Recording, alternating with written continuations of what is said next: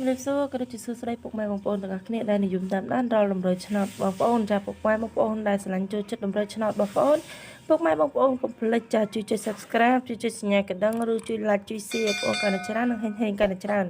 ហើយសម្រាប់ពុកម៉ែបងប្អូនដែលចង់បានដំណើរច្បាស់មួយគ្រាប់ចា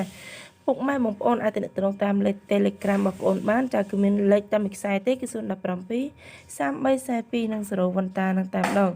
ឬក៏ពុកម៉ែបងប្អូនចាដែលចង់បានលេខកុំភ្លេចទំនាក់ទំនងតាម account Facebook បងប្អូនឬក៏លេខទូរស័ព្ទបងប្អូនក៏មាន2ខ្សែចាខ្សែទី1គឺ097 339ចា3329 328ហើយនិងខ្សែទី2គឺ017 3342និង0វ៉ាន់តា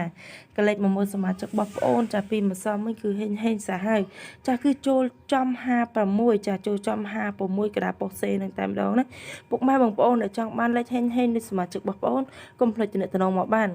ហើយសម្រាប់ពុកម៉ែបងប្អូនដែលចង់បានតម្រុយ free ប្រចាំថ្ងៃបងប្អូននៅថ្ងៃទី8ខែ3ឆ្នាំ2025ម៉ោង4និងម៉ោង6គឺបងប្អូនមាន free 2លេខចា3លេខចានឹងអុកខ្ទង់ទុកជូនពុកម៉ែបងប្អូនសម្រាប់2លេខបងប្អូនវិញចាគឺបងប្អូនឲ្យ05 09 74 76និង78ចាពុកម៉ែបងប្អូនហើយសម្រាប់ពុកម៉ែបងប្អូនដែលនិយមលេងចា3លេខចាគឺបងប្អូនឲ្យ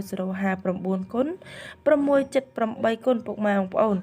ឬក៏ពុកម៉ែបងប្អូនដែលចង់លេងអុកខ្ទង់គឺបងប្អូនមានអុកខ្ទង់ BCD ចាអុកខ្ទង់0ហើយនិងអុកខ្ទង់7នឹងតែម្ដងសម្រាប់ពុកម៉ែបងប្អូនដែលចង់បានលេខចានៅក្នុង account Facebook ឬក៏ពុកម៉ែបងប្អូនអាច add chat មកចា add មកបានគឺ account Facebook បងប្អូនក៏មានឈ្មោះថាដំរីឆ្នោតកើបលុយ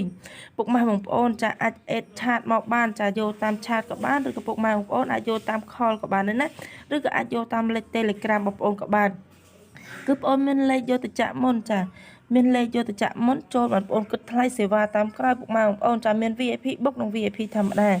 សម្រាប់ពុកម៉ែបងប្អូនចាដែលចង់បានលេខកុំភ្លេចទំនាក់ទំនងមកបានហើយមុននឹងបញ្ចប់ក៏ជូនពរហេងត្រូវឆ្នោតទាំងអស់គ្នាហេង